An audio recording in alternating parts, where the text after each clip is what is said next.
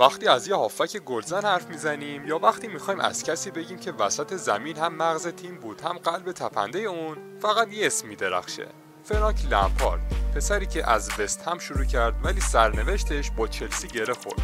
لمپارد بیش از یک دهه رهبر خط میانی آبیای لندن بود. فوتبالیستی که فقط پاس نمیداد، گل هم میزد. اونقدر گل زد که شد بهترین گلزن تاریخ چلسی. برای یه هافک یه شاهکار تاریخی بود.